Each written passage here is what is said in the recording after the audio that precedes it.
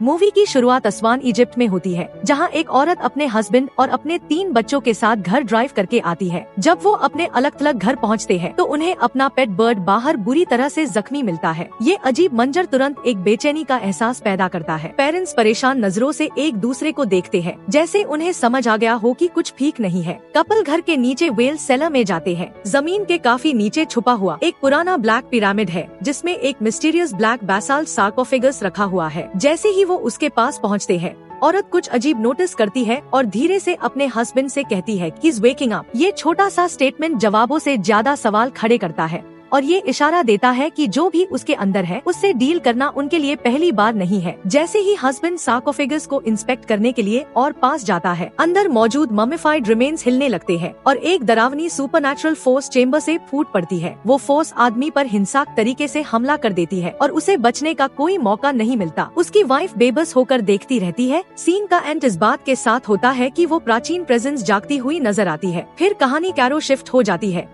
जहां investigative TV reporter Charlie Cannon अपनी pregnant wife और अपने 2 बच्चों केटी और सेबेस्टियन के साथ रहता है। केटी की एक लड़की लायला के साथ काफी अच्छी दोस्ती है, जो ओपनिंग सीन की घटनाओं से एक छोटा सा कनेक्शन बनती है। एक सुबह जब केटी बाहर होती है, तब एक मिस्टीरियस औरत उसके पास आती है, लेकिन उसके इरादे अभी भी साफ नहीं होते। खुद को लायला की माँ बताते हुए वो केटी से शांति से बात करती है और यूज कैंडी ऑफर करती है। शुरुआत में बातचीत फ्रेंडली लगती है, लेकिन कुछ ही पलों में वो औरत केटी को अपने साथ ले जाने में कामयाब हो जाती है, उसकी किडनैपिंग कर लेती है। चार्ली को जल्दी ही एहसास हो जाता है कि उसकी बेटी गायब है और वो उस औरत को केटी को अपने साथ ले जाते हुए देख लेता है। वो तुरंत उनके पीछे भागता है, बेचैनी से उन तक पहुंचने की कोशिश करता है। जैसे ही वो उनके करीब पहुंचता है, एक अचानक सैंडस्टॉर्म पूरे इलाके में छा जाता है, जिससे विजिबिलिटी कम हो जाती है और हर तरफ अफरा तफरी मच जाती है। जब तक तूफान शांत होता है, केटी और वो मिस्टीरियस औरत दोनों बिना कोई निशान छोड़े गायब हो चुके होते हैं। चार्ली और लारिसा किडनैपिंग की रिपोर्ट पुलिस में करते हैं। केस अथॉरिटीज को सौंप दिया जाता है, जहाँ वो एक यंग इंग्लिश स्पीकिंग डिटेक्टिव दलिया जाकी के साथ काम करना शुरू करते हैं। दलिया मदद करने के लिए तैयार नजर आती है, लेकिन लीड डिटेक्टिव काफी ज्यादा शक्की होता है और ये मानने लगता है कि केटी के पेरेंट्स जितना बता रहे हैं उससे कहीं ज्यादा जानते हैं। जैसे ही इन्वेस्टिगेशन शुरू होती है, साथ ही पुलिस के बढ़ते हुए शक का भी सामना कर रहा होता है। फिर फिल्म 8 साल आगे बढ़ जाती है। केटी के गायब होने के बाद चार्ली और लारिसा इजिप्ट छोड़ चुके हैं और अल्बुकर्क, न्यू मैक्सिको में एक नई जिंदगी शुरू कर चुके हैं। अब वो लारिसा की माँ कार्मेन के साथ रहते हैं। उनका बेटा सेबेस्टियन अब बड़ा हो चुका है और उनकी एक छोटी बेटी भी है, जिसका नाम मौद है, जो केटी के गायब होने के बाद पैदा हुई थी।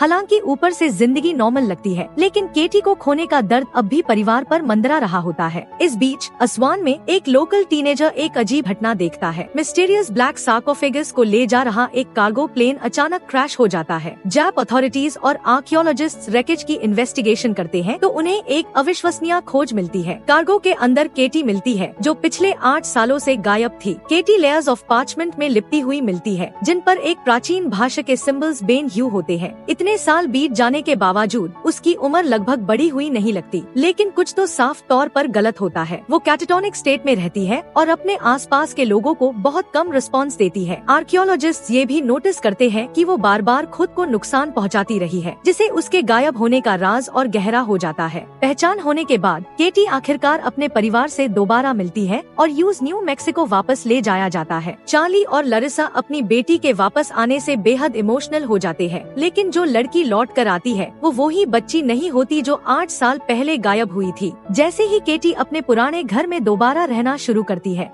उसकी अजीब कंडीशन परिवार के सामने जवाबों से ज्यादा सवाल खड़े कर देती है। केटी के घर वापस आने के बाद उसका परिवार उसके बढ़ते हुए परेशान बिहेवियर के बावजूद और मेडिकल ट्रीटमेंट लेने से इनकार कर देता है। वो ज्यादातर बेजवाब रहती है और बार बार अपने रूम से निकल जाती है। जब भी परिवार उसे ढूंढता है, वो आम तौर पर खुद को फिर से नुकसान पहुंचा चुकी होती है, जिसे उसके शरीर पर नए जख्म नजर आते हैं। उसकी अजीब हरकतें और उलझन में डाल देती है। एक दिन चार्ली केटी को अपनी हाई स्किन में कील ठोकते हुए देख लेता है। है। जैसे ही वो उसे रोकने के लिए दौड़ता है, उसकी डैमेज्ड स्किन के कुछ हिस्से उतरने लगते हैं, जिनके नीचे अजीब सिंबल्स नजर आते हैं। ये निशान आम स्कार्स जैसे नहीं लगते और किसी प्राचीन भाषा में लिखे हुए दिखाई देते हैं। ये समझते हुए कि ये सिंबल्स केटी के गायब होने के दौरान जो हुआ था उससे जुड़े हो सकते हैं, चार्ली जवाब ढूंढना शुरू कर देता है। आखिरकार वो एक आर्कियोलॉजी प्रोफेसर से मिलता है। सिंबल्स को एग्जामिन करने के बाद प्रोफेसर नस्मरानियन के बारे में एक डरावनी लेजेंड का पता लगाता है, जो एक प्राचीन डीमन माना जाता है और पूरे परिवारों और कम्युनिटीज को तबाह कर देता है। लिखावट के मुताबिक इस क्रीचर को एक रिचुअल ममिफिकेशन प्रोसेस के जरिए कैद करके रखा जाता है, जिसमें सेक्रेट स्क्रिप्चर को सीधा एक इंसान की स्किन में एम्बेड किया जाता है। प्रोफेसर फिर चार्ली को वार्निंग देता है, जैसे जैसे स्क्रिप्चर हत्या जाता है, डीमन और ज्यादा ताकतवर होता जाता है। ये खुलासा चार्ली को एहसास दिलाता है कि हर बार जब केटी अपनी स्किन को फाड़ती है तो शायद वो उस चीज को आजाद करने में मदद कर रही है जो सदियों से उसके अंदर कैद है।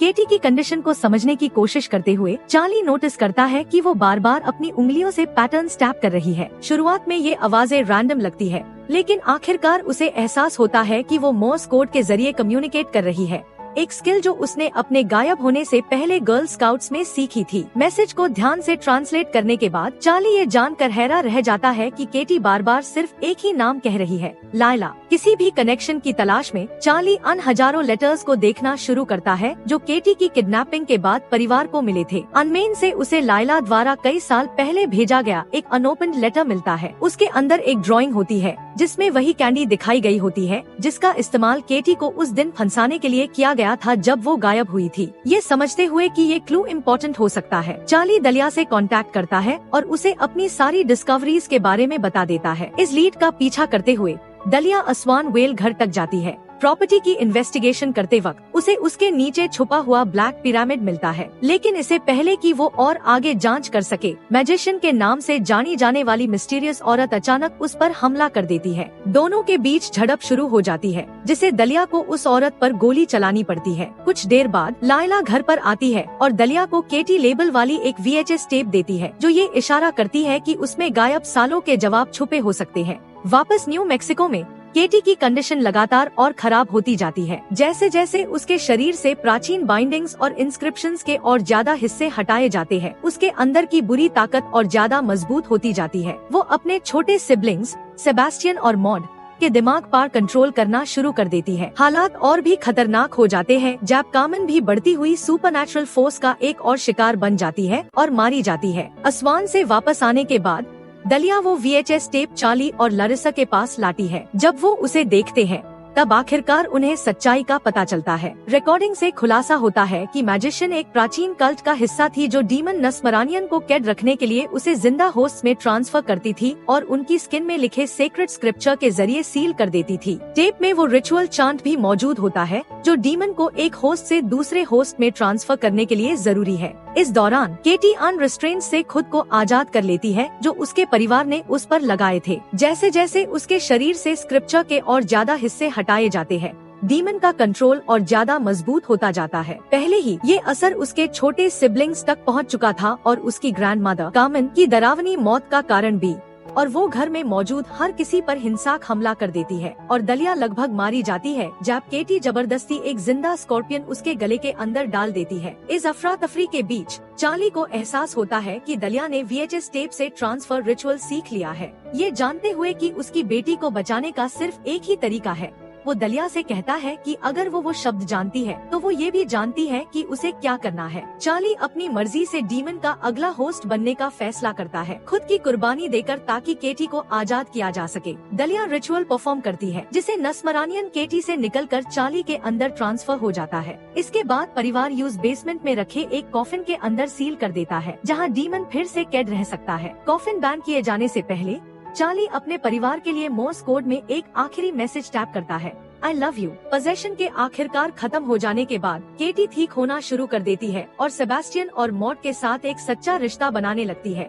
इस तरह अस हॉरर के सिलसिले का अंत हो जाता है जो 8 साल पहले शुरू हुआ था। लारिसा चार्ली के बारे में दलिया से कांटेक्ट करती है। हालांकि उसने नस्मरानियन को अपने अंदर लेकर अपनी बेटी को बचा लिया था, लेकिन वो अब भी डीमन के पोजेशन में होता है। फिर कहानी वापस कैरो लौट जाती है। जहाँ ये खुलासा होता है कि मैजिशियन असवान में गोली लगने के बाद भी जिंदा भाग गई थी और अब प्रिजन में रखी गई है, ये मानते हुए कि नाइटमेयर को खत्म करने की चाबी वही है। लारिसा और दलिया उसकी सेल में जाती है। अंदर जाने के बाद वो मैजिशियन को सिडेट कर देती है ताकि वो बीच में दखल न दे सके। इसके बाद वो चार्ली को सामने लाती है, जो अब भी अपने अंदर नस्मरानियन को लिए हुए होता है। जब पोजेस्ड चार्ली को बेहोश मैजिशियन के सामने लाया जाता है, दलिया रिचुअल की तैयारी करती है। VHS टेप से सीखे ह्यू चांद को याद करते हुए वो प्राचीन शब्दों का उच्चारण शुरू करती है। इस रिचुअल का मकसद डीमन को चार्ली से निकालकर मैजिशियन के अंदर ट्रांसफर करना होता है, जिसमें उसकी कुर्बानी दी जाती है। जैसे जैसे दलिया चांद जारी रखती है, फिल्म इसी मोड़ पर खत्म हो जाती है।